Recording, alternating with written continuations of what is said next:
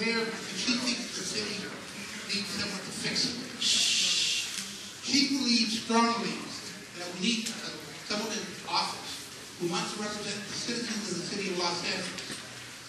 Not someone who's going to come in and represent the interests of people in the city of Los Angeles. And I'm talking about the unions, talking about special interests. You see, right now, the city's problem is people are unemployed. The city's problem is people are looking for housing. The people whose role is to sustain the city by paying and providing the revenue can't do it. And we're not going to bail out by asking them to pay more. I've been a Democrat since I was 9 years old. Licking envelopes when my mom took me to President Carter's re-election.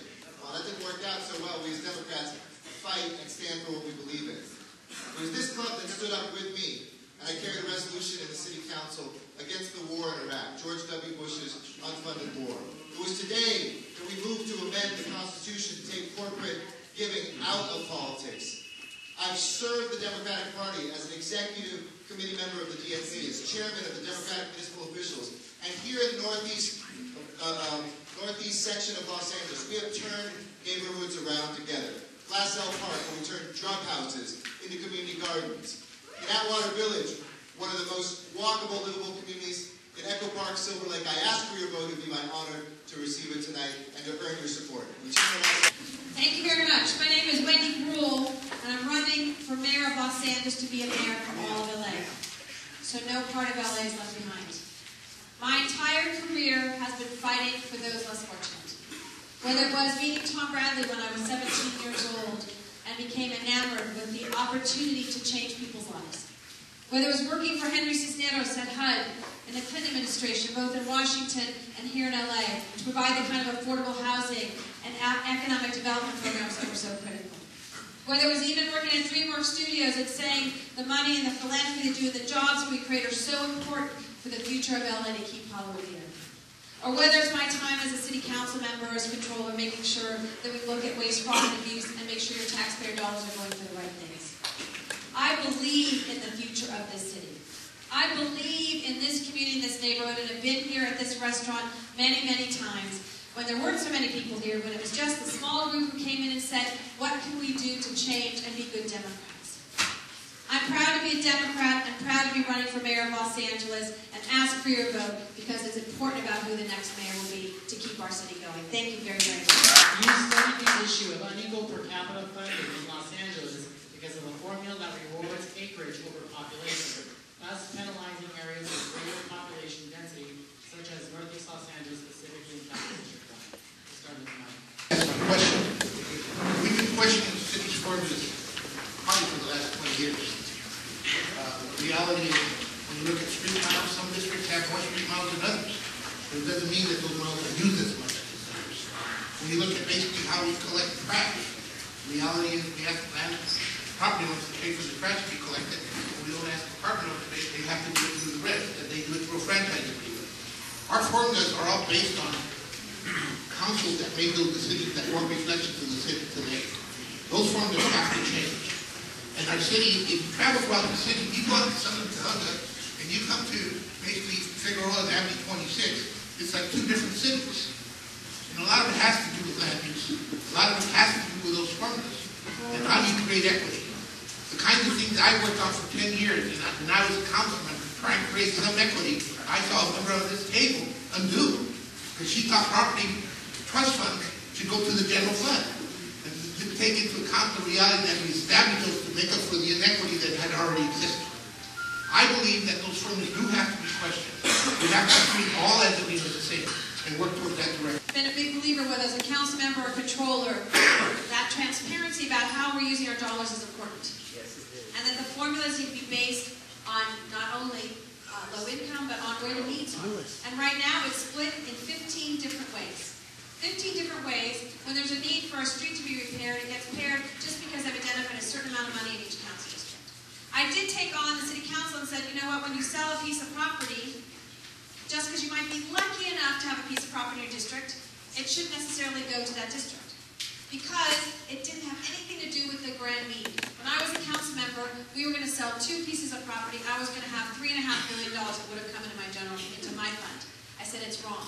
There are other areas of the city that have higher density, higher need than my district, and that property was not bought by my district. It needs to go to the communities in which that they need desperately these services. And so I will continue to fight. The particular in CD1 and CD14, the needs are based on reality and not on political patronage, but what is correct. This is really the heart of the matter. And as you judge who to vote for mayor, this is what you need to consider. I'm in public service because I ask not just who's at the table, but who's not at the table. Not just what voices we hear, but what voices we don't hear. When I came into office and I saw in my district, the third poorest district in the city, that we had 0.7 acres of green space for every 1,000 people. Imagine 1,000 people packed in here right now. That's the sort of green space we had. We had a river that we turned our back to instead of turning our faces to. We had seen schools. 50% of our kids had to go someplace else to go to school, get on a bus, and we wondered why we had high crime and destabilized neighborhoods. I made sure that it wasn't the rule of 15, so that we brought a disproportionate number of schools here so 100% of the kids can go to school in their own neighborhood now. To build a senior center at Glassell Park. To take city monies into our schools, whether it was Mount Washington or Irving Middle School, to put ball fields there with city money, to create community gardens, to work for Silver Lake Meadow, to make sure that we had not just an increase in parks, but we went from 16 to 47 parks, a tripling of the number of parks, half of them built in the entire city of LA in a single council district. Salaries and we're creating furlough days for city employees to balance the budget. We support cutting city worker pensions. I do not support moving forward with furloughs. In times of emergencies, sometimes that's one of the only tools that you have to save a city from going on the cliff as we did, but it is not a long-term solution. I'm glad we've not only been able to end that, but to fight against proposals to do the same. We have gotten quite lazy with approaches of how we're going to move forward in this city. It is time to have a mayor who will lead this city in bringing business and jobs back here so that we don't tax and cut our way out of this recession. I've shown the leadership that at tough times you need to see in a mayor, of making sure that we sit down collaboratively with our unions to negotiate pension reform together, and we did that. And there were no walkouts and no lockouts like we saw in other places because that's a sign of failure and that's a sign of combativeness. We have been able to do that collaboratively, save literally hundreds of millions of dollars for pension reform. But now how about bringing some jobs here? That's why I've led in my district, out of the 15 council districts, the Chamber of Commerce does a study every year, we are #1 in the city of LA in job growth. When the city is down 10%, we're actually up 5% the last 2 years. #1 in new business receipts, and that is the way we're going to balance our budget. That Green has taken very tough positions on the city council. She talks about parity across the board. The reality is all employees should pay an equal amount of their pay to the district. The reality is all employees have to contribute more to their health care. Why? Because we're spending more money today than it's coming into the city. That's why we continue to cut schools. City employees are a great asset to our city. We need to create jobs. We need to have work for our employees. Right now what's happening is a lot of people are doing their without any direction. And we're not getting any place. But you ask yourself, if your sidewalks aren't being fixed, if your trees aren't being trimmed, if our firefighters are taking longer to respond, what are we going to do? And what we have to do is get the citizens involved in this discussion. We have to deal with the reality that city employees are doing better than the rest of the population they serve. We have to make some tough decisions, and Jeff Perry's willing to do that. When the DWP employee who basically paints a wall makes 40% more than the city employee who paints a wall, we got to ask questions. If we're not willing to ask them, we're going to continue this pattern. As city controller, I've identified $160 million of things we can do differently in waste, fraud, and abuse. Lots of money that we could use to not have furloughs, and I feel the category where they've had furloughs and layoffs and made decisions that I don't believe were in the best financial interest of the city of Los Angeles. It's about being honest with the public and your employees about how you're going to treat them. Just 2 years ago, when the mayor says we're going to lay off 1,000 and they didn't take action, the council then went back and said we're going to lay off 4,000 people. Someone who manages a department, I'll tell you that was the worst thing that possibly could happen. I lost my employees to other places because they thought they were either going to be laid off or they didn't want to be the last person standing. We have to be honest with our employees. We also have to say there are options rather than furloughing people. And recently, when the council decided that they were going to lay off people within the police department, they told them 6 months earlier, we're going to wait 6 months to decide your future. And what happened? They decided to lay off, and 3 weeks later they said, guess what, we're going to give you your job back. That's not a way to run it. You need someone who understands how the city works, you need someone who understands the budget, and you need someone who's going to be tough on the issues of how we deal with our financial situation. Give your closing thoughts, include why you think the Northeast Democratic Club, the only club in Northeast Los Angeles, should support your candidacy for mayor. So we'll start with Mr. Hernandez, Garcetti, and the school. Some of you know my history. Some of you don't know my history because you were too young to be part of it. But let me just share with you that I was proud of what I saw here tonight, the activity that I saw here tonight.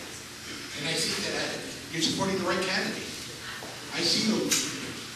And they're being part of this community, and I understand. It's just like Gavin understood from the Democratic. I want you to understand that this is a race with three good candidates. I had happened to be the candidate I represent. It's going to be the most courageous to deal with the issues facing the city. But you can't make a bad decision tonight. Continue the activity you're doing. I see Jeff Perry would say she's proud of you too. You are going to make a difference in this election. But let's understand that we have more good Democrats running for office. And the reality is, you have a Republican you want to make sure doesn't get the office. But for the most part, you're going to be part of that decision making. Make sure your neighbors get involved in the election. Make sure you vote. Make sure we make a difference in the city of Los Angeles. Thank you, Mike, and thank you, Wendy, as well. We do have good news. If we as Democrats work hard, the next mayor of the city of Los Angeles will be a Democrat. Why should you support me and why vote for me? Well, since my family came to the Northeast Los Angeles, my grandfather Harry, who as a kid literally moved in a few blocks down the street and moved here from Royal Heights. When my grandfather Salvador moved to Echo Park and lived there in his childhood, when I and my wife lived both in Echo Park and Silver Lake, the Northeast has been in my family literally for generations. These are streets that have made me who I am. These are communities who have spoken to me, and they're the ones that have inspired me to do the work that we have done. With me, you get a mayor who knows the Northeast, who understands the Northeast, who's lived and breathed the Northeast. But you also get a fighter as a Democrat, somebody who has stood up for democratic values, to oppose an unpopular war when others didn't, to reach out and make sure that we get fair public financing and take out corporate influences in our elections, which aren't just at the national level, they're coming into this local election too. I'd be honored to have your support. Thank you so much. And I've been a lifelong Democrat. I hope I can count on your support. I'm here tonight even though I never served as the council member for this area, but you saw me. Whether it be in the Wall Los Memorials over the years, whether it be fighting for housing in this community with Henry Cisneros when I was in HUD, whether it be when I first met Tom Bradley and I went all over the city of Los Angeles talking to kids about getting out of gangs and creating LA's best after-school program.